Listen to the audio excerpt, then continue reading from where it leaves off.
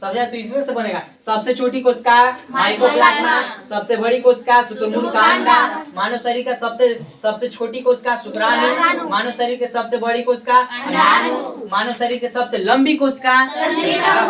कोई दिक्कत, कष्ट, परेशानी, तकलीफ? हमको होगा तकलीफ जब तुम लोग नहीं सुनेगा तब।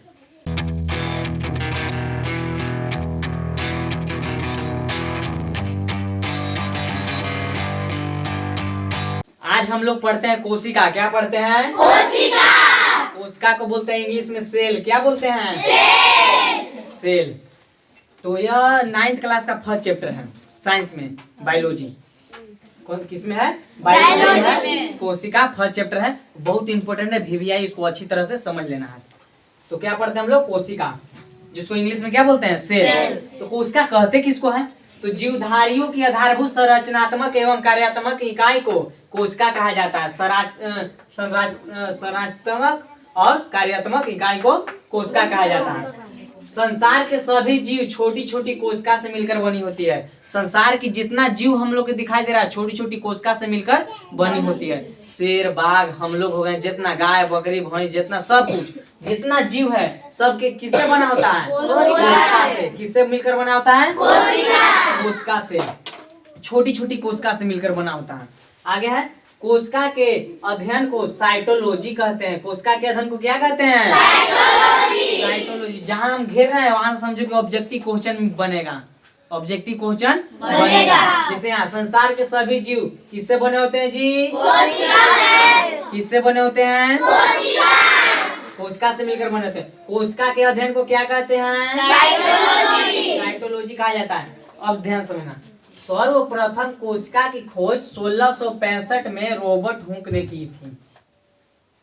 कौन किया था? Robert Hooke. हाँ, सर्वप्रथम सबसे पहले कोशिका की खोज किसने किया था? Robert Hooke. कब किया था? 1665। कोई दिक्कत है? 1665 में। लेकिन उन्होंने मृत कोशिका की खोज किया था। कैसा कोशिका का खोज किया था? मृत कोशिका। और इन्हें फादर ऑफ साइटोलॉजी भी कहा जाता है। क्या कहा जाता है? फादर ऑफ साइटोलॉजी कहा जाता है। सर्वप्रथम जीवित कोशिका की खोज किसने किया था? एंटोनी वान ल्यूवेनहॉक ने।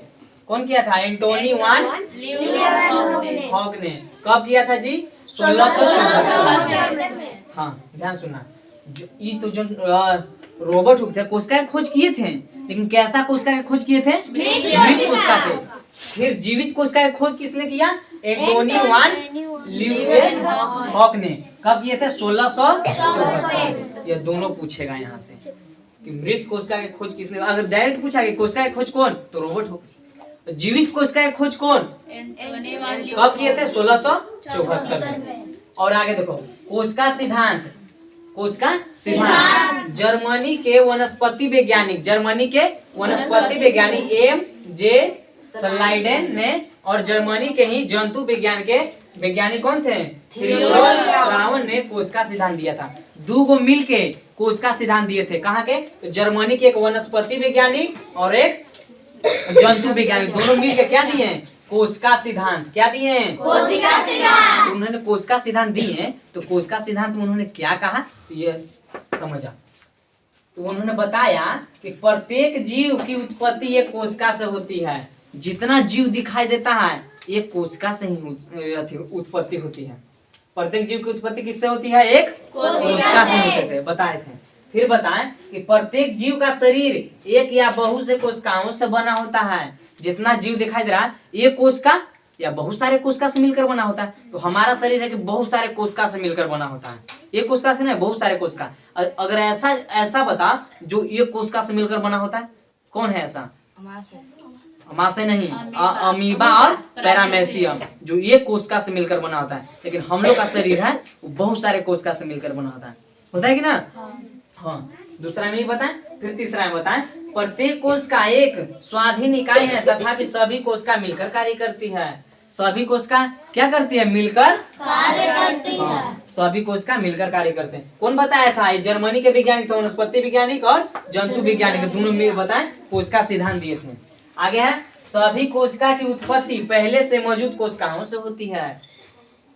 जितना कोशिका है ना ओकर उत्पत्ति पहले से जो कोशिका रहता ना उसमें से होता है। जैसे यहाँ पे कोशिका है, ये कोशिका है, इस कोशिका से ये कोशिका बना, फिर इससे बना, इससे बना, इससे बना, मतलब इससे टूटे टूटे टूटे टूटे बहुत सारे कोशिका बनता है कि ना। इससे बना, फिर इससे बना, इससे बना, मतलब आगे बढ़ जाए। तो यही बोल रहे हैं कि प्रत्येक सभी कोशिकाएं की उत्पत्ति पहले से मौजूद कोशिका उससे होती है, जो पहले से मौजूद है कोशिका। अगला कोशिका के निर्माण करना है तो इसी में से होगा। अरे समझना, तो प्रत्येक कोशिका की उत्पत्ति पहले के कोशिका के मौजूद कोशिकाओं से होती है। अरे समझना, इतना बताएं तो सिद्धांत दिए। अब यहाँ जो हम अब बताने जा रहे हैं बहुत ही भीड़ है, इसको मतलब ऑब्जेक्टिव में यहाँ से सारा बनेगा क्वेश्चन, ध्यान से समझना। कराए, सबसे छोटी कोशिका कौन है जी? माइकोप्लाज्मा। आया यहाँ से ऑब्जेक्टिव। सबसे छोटी कोशिका माइकोप्लाज्मा। सबसे बड़ी कोशिका ये ज्यादा पूछता है। सबसे बड़ी कोशिका शुतुरमुर्ग का अंडा। और मानव शरीर के सबसे छोटी कोशिका यहाँ तो छोटी कोशिका है, लेकिन हमरे बोल रहे हैं हम लोग मानव शरीर में, मानव जितना है मेल फीमेल, उन लोग में सबसे बड़ा कोशिका कौन सा है? नहीं, सबसे छोटा है शुक्राणु। और मानव शरीर में सबसे बड़ा कोशिका और मानव शरीर की सबसे लंबी कोशिका तंत्रिका कोशिका। तो कंफ्यूज नहीं होना है। पूछेगा कि सबसे छोटी कोशिका तो माइकोप्लाज्मा, सबसे बड़ी कोशिका शुतुरमुर्ग का अंडा, और मानव शरीर में सबसे छोटी तो हो जाएगा शुक्राणु, और सबसे बड़ा अंडाणु, और मानव शरीर में सबसे लंबी कोशिका, लंबी की अगर बात किया जाए तो कौन है? यही में कंफ्यूज होता है। अगर पूछ दिया कि सबसे बड़ी कोशिका तो तंत्रिका कोशिका, नहीं, सबसे बड़ी कोशिका तो शुतुरमुर्ग का अंडा, और मानव शरीर में सबसे बड़ी कोशिका हाँ, सबसे लंबी कोशिका मानव शरीर में सबसे लंबी कोशिका तंत्रिका कोशिका, और मानव शरीर में सबसे बड़ी कोशिका अंडाणु, जो शुक्राणु मेल में रहता है, अंडाणु फीमेल में। तो ये हम लोग पढ़ेंगे आगे ना, जब जनन उसमें पढ़ेंगे। तो आई होप कि समझ में आ गया ना। एक बार रिवीजन, जहाँ से ऑब्जेक्टिव बनता है यहाँ से पूछेगा कोशिका को इंग्लिश में क्या बोलते हैं? कोशिका को इंग्लिश में क्या बोलते हैं? सेल। कोशिका किससे बना होता है जी? छोटी छोटी कोशिकाओं से मिलकर बना होता है कि नहीं? संसार के सभी जीव किससे बना होता है? छोटी छोटी कोशिकाओं से मिलकर बना होता है। कोशिका को अध्ययन को क्या कहते हैं?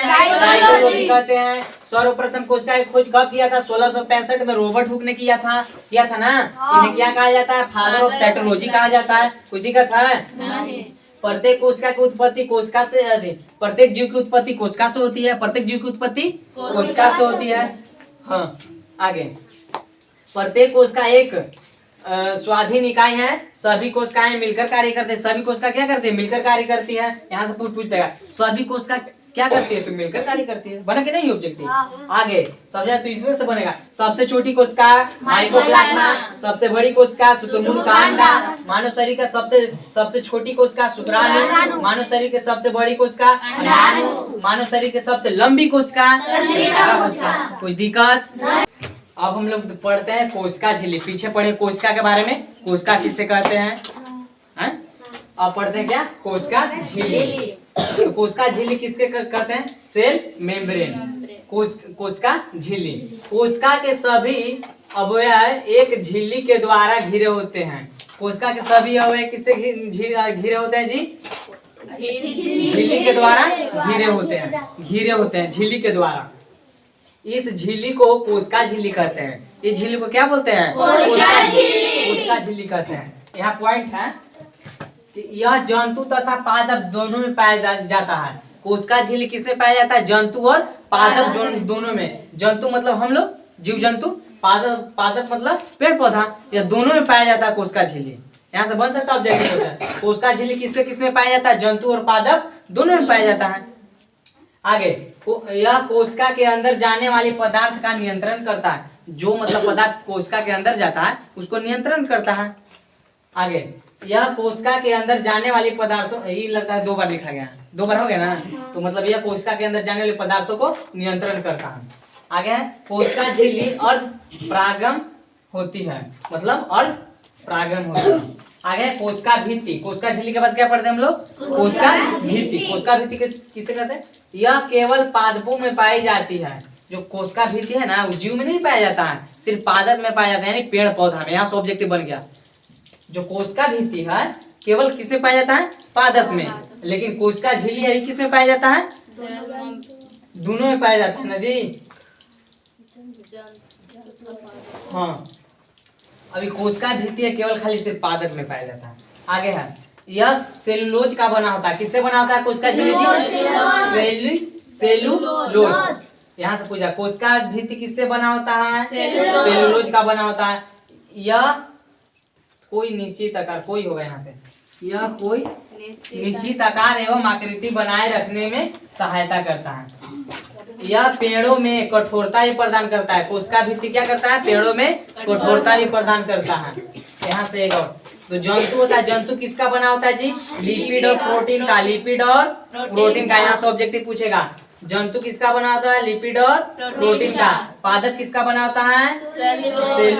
सेलुलोज का। जैसे यहाँ पे बोल ना, यही ना। जीवाणु किसका बना होता है? पेप्टी और डोगलाइकन।